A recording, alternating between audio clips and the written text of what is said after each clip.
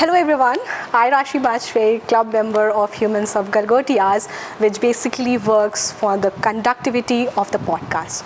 Today we have Mamta Rajnayak, a woman who needs no sort of an introduction, currently working as a VP head at AI ML products at AI Labs in American Express, and have previously worked with Accenture Managing Director and Adobe. Hello ma'am, I hope today's session was good for you. Yes, I was very intrigued by the curiosity that the students were building to the table. I think a lot of good questions that they were asking, so very excited to be here. Nice to hear such nice words from her basically. So I hope you are excited for today's session with us. Definitely, very excited. Yes, so not the first question. I just want you to imagine for 1 minute, keeping all the achievements, the prestigious awards that you got all along in the journey, what constructs you as Mamta Rajnayak? Basically, what is you? Who are you as you? All right. Yes. So if you were to say who is Mamta only, okay, I would say imagine me to be a girl who comes from a very humble background, lower middle class family to start with, and who was very interested in solving maths problems. Okay. That's how I would put myself, as Mamta. Even today, if there is something which comes to my site where it needs solving, whether it's a maths problem or any other problem, that's what excites me. That's what excites you basically. So she said that she has been interested in mathematics. So ma'am, a very simple question. How you blended into AI ML using mathematics and economics? That I saw that you did your masters in economics and mathematics in this undergrad from the DU. So how you blended in AI ML basically? Sure. So I would say that, see, AI ML is nothing but using machines to solve for the business problems, right? Whether it's a machine learning model or it is simple rules or whatever it is, but maths comes at a very base of it, maths and stats, right? You need to have your mathematics very strong in order for you to even understand how these things work. Whether it is your computer programming language or it is any other, statistical model or a machine learning model, maths is a base of it. And that's why you would see most of the people who are in AI/ML industry today, they either come from maths or stats or economics background, because that's where you get to learn these basics, and that's when you can then of course delve into more advanced aspects of it, etc. So I cannot agree more with her, because I'm being a ML student, first year undergrad, I can totally agree to what you said. ML needs mathematics. So very nice answer, ma'am. So my second follow-up question would be, being top 50 WIT in Gattaca, 40 under 40 DS AIM, 3 AI President Awards, top 11 AI Leadership AM. What do you think is the one quality of yours that made you sit in here today?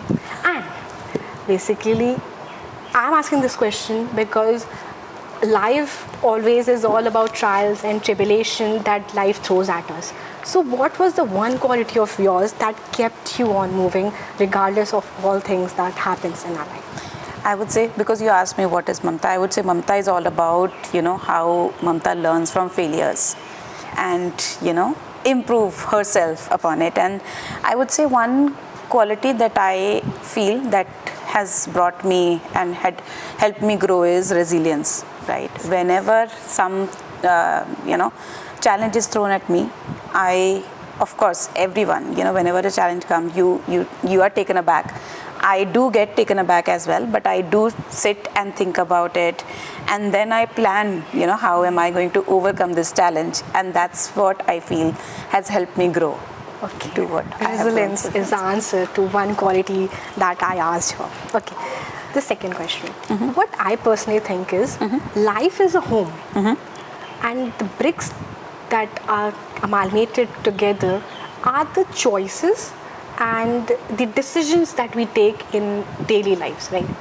So were you knowing all of the years that you will come this far and exactly land up where you are today? Definitely not. Certainly not. So when I completed my school, I didn't even know what I wanted to do, and most of the time nowadays students are very, very clear as to whether they want to do engineering or they want to do whatever, right? It's like very clear in their head. Ever since they come to class 9 or something, they start thinking about it. For me, I had no idea.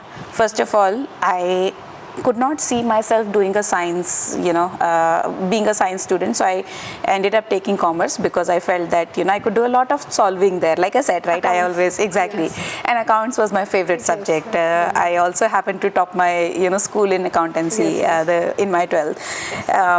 But then, and I used to take these accountancy coaching, and my tutor told me that I should do something in mathematics because he saw that, that I'll be able to do very well in that. And I just took his advice because I really, regarded him a lot. So then I was like, fine, let me go for maths honors. Luckily, I got into a good college and I did maths honors from there. When I was doing maths honors, I realized that no, this is not something that I wanted to do because I felt maths was all about a lot of solving. But when you do maths honors, it's not about solving. There are a lot of theories behind it, and I felt that no, maybe this wasn't something that I was looking for. I could score good, marks, etc. But I felt that maybe I needed to do more solving and not, so much of theory. So I went ahead and I took admission in my post-graduation in IGADR Mumbai. That time the course was new. I mean, it was just the second year of the course, right, which was, and I took admission in there. That's where I could do a lot of solving. I did my major in econometrics, which was all based on stats. So a lot of regression equation and time series modeling and all of that. It was like a lot of fun. I didn't know where I'm going to get placed or whatever. No idea as such, because it was just the second batch. Not much of a placement was happening. IGADR is an institute which is known for a lot of research. So people would go into higher academics. And this institute only had, earlier PhDs and MPhils. It was our second batch when they started masters as well. So and for PhDs and MPhil, all they used to do is after completing their PhD from here, they will go to US and they'll do their postdoc. The people who were doing MPhil, whether they'll carry on with a PhD here, or they'll again go, crack their GRE and things like that. So that was the only known thing which was, available. I did not see myself doing that because I felt that, I wanted to maybe contribute to the industry by solving few business problems for them. So when the campus placement came, I got placed at ICICI Bank, and that's where ICICI Bank was in its first year of starting analytics, right? Not the first year, first few years. So it was just 3 or 4 years which has passed by when they had started the analytics. So even though I was just a fresh graduate, I got to handle their loans portfolio for both marketing as well as risk, to do their analytics, like building, not machine learning model at that point of time. It was all, the traditional regression equations and things like that. But I got to do that, and that's where I realized that I enjoy this a lot. And slowly, of course, from traditional modeling to then, slowly moved into machine learning, and here is what you see. Exactly. So yeah, that's how I'll say. Okay. Not planned at all, but it worked out. Okay, such a good reply from her. A quote that I'm getting from your particular answer, and that would be, our dreams are magnified by our imagination and executed by our talent. So this is all I can conclude that your answer be, that is resonating answer to this question. So my follow-up question, yes. Today, if I ask you, what is the real achievement of your life? What it would be? I would say, the real achievement that you should call for yourself, or anyone should call for themselves, is when you look back to a youngest of yourself. For example, if I look 5 years back or 10 years back, and if I were to ask a 10-year younger Mamta, that is that what you think is something that you've achieved and you feel proud of it?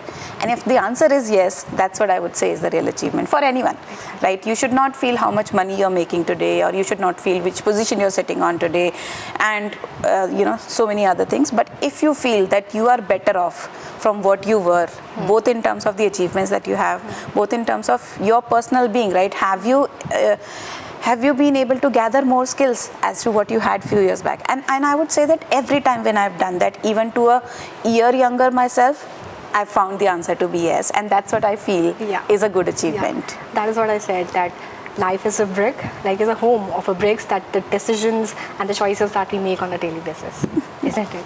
And I think the second one, which I would also say is, not only doing well in your professional life, but doing well in your personal space as well, right? Having a great family, having, very good relationship with not only your immediate family, but your extended family. I think that is also one achievement one should always count for themselves. So I have a very, very strong support system to myself, which helps me keep going. I have a lovely mother-in-law who takes care of me. So, all of that I feel really helps. Like that, the family is like a backbone of you, basically, that constructs our life to be better in all the terms, not just professionally, in all of the lives. So, my follow-up question. What is the one tradition from your childhood that you still cherish and enjoy the most? One tradition of yours. Okay. You answer this question, I will tell you mine. Okay, awesome. So I would say that every time, whenever we used to have in our home, anyone would achieve something, my dad used to take us out for kasata party. Oh, kasata. So, nice. Yes. So that we still follow even today. Something, if it is a birthday or if it is any achievement any one of us have, we always do a kasata party. Now I've started following that at my in-laws' place as well. So every time this happens, kasata is the thing to do. Okay, the kasata party. So true. Now it's my turn to tell you. Okay. One tradition that I follow. Basically, every time since childhood, whenever I'm a very foodie person, basically. Okay? So every time, whenever I used to get even a toffee from my class teacher as a reward of my good handwriting, even I used to come back. I used to tell my mom, see, Mama, I got a toffee. Whether it is no matter, gift is a gift. The outcome of your hard work is something that invokes a person, a child in front of every time, right? Exactly. So whenever I used to come back, she always used to give me an appreciation. And the words of her, the appreciation is what we work for in our daily basis. Even today, like whatever be the, like even the slightest, I used to call my mom, this has happened, and she always used to do, okay, whenever you're back to home, I will make aloo parathas for you for sure. So that's so sweet. That's the sweet thing about it. So again, a question for you. So how you balance the potential benefits of AI with concerns around data privacy and security? Okay. See, I would say that AI has a lot of potential, no two ways about it. But at the same time, what we need to be always cognizant about is how we are ensuring the data governance, right? And how we balance in our organizations is, for example, if I were to take an example of American Express or my previous organization, we had our very clearly defined do's and don'ts. Howsoever benefit I may get by doing something which is a part of my don'ts, I will not go ahead and do that. I remember an instance where in my previous organization we were solving for a particular client. It was a client, for, if I remember correctly, they were a grocery retailer, and for them we were building this model to really predict that if I were to give this offer to the customer, whether they will take the offer or not. And what we found was from a particular region in the country for which we were building the model, we were not seeing too many great I would say conversion. And what we felt was the model was being biased towards that region, because the thing was we were not actually sending too many offers to that region, and hence we were not seeing the conversion, right? So if we continue to incorporate that result in the model, then it will continue to be biased towards that region, and that region will always be underrepresented. And that is where we call it as responsible AI, where we say that, you need to take into account, you need to be fair in the models that you're building. It should not be biased. Just because something has not happened in past, it does not mean it will not happen in future as well. So, make your models without biases.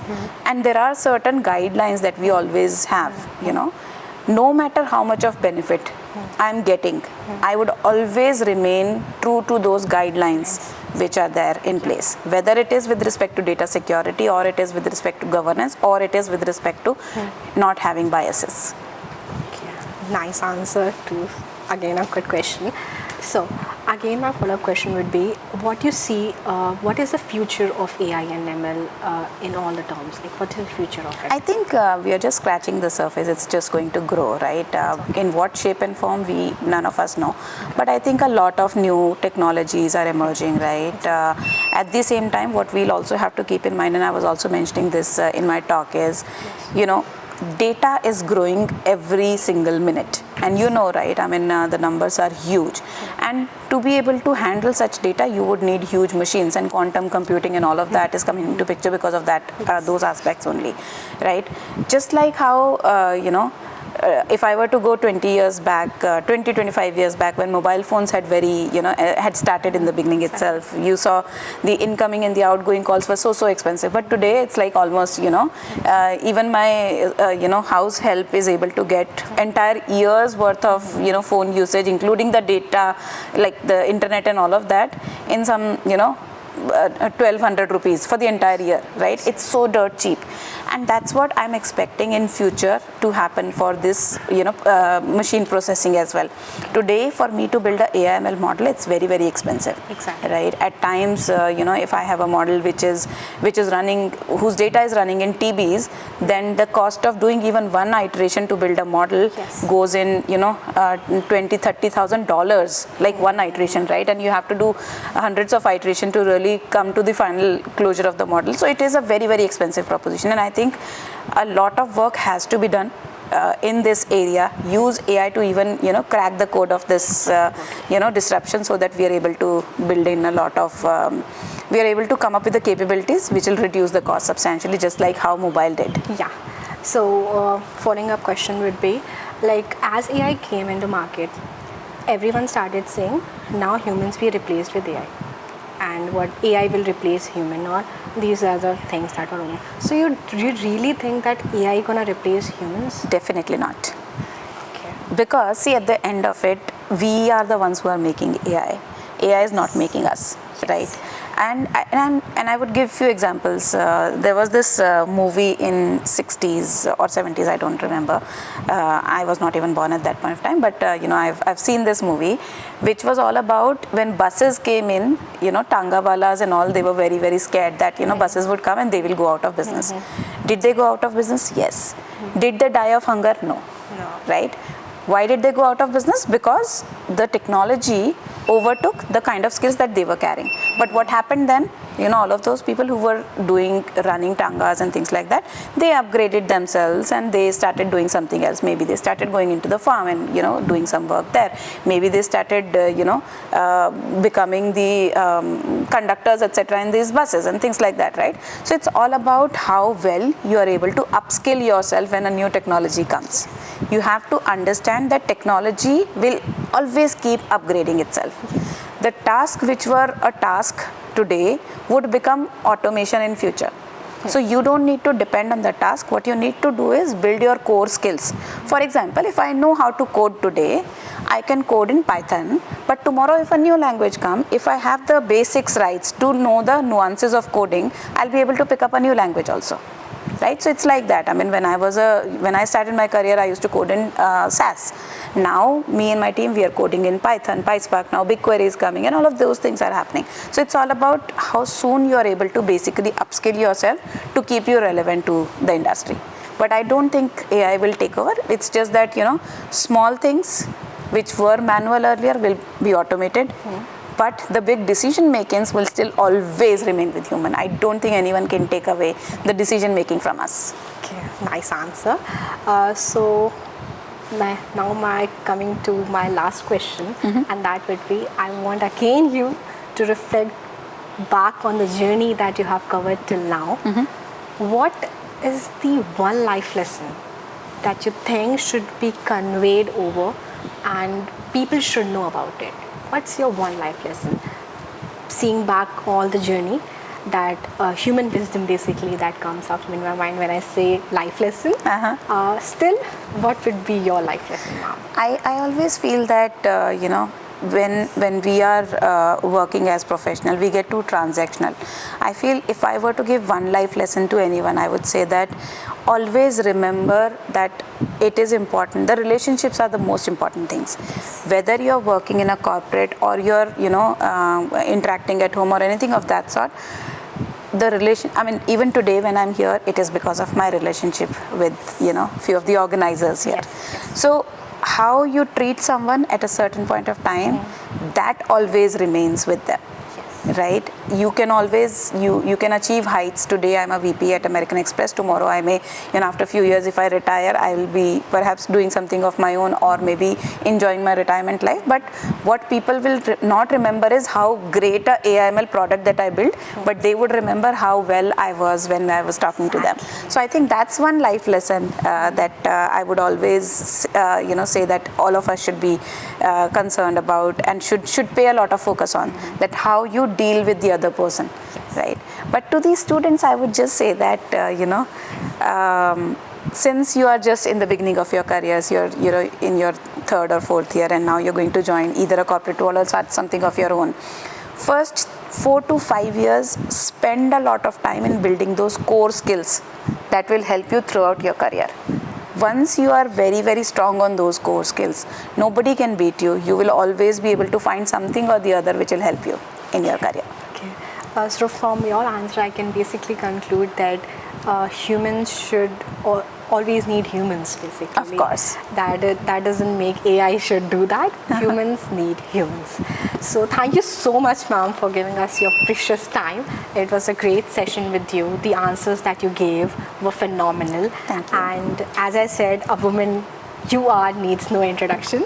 So thank you so much, ma'am, for giving us the time. Thank you for having me. Love talking to all of you. Thank you so much.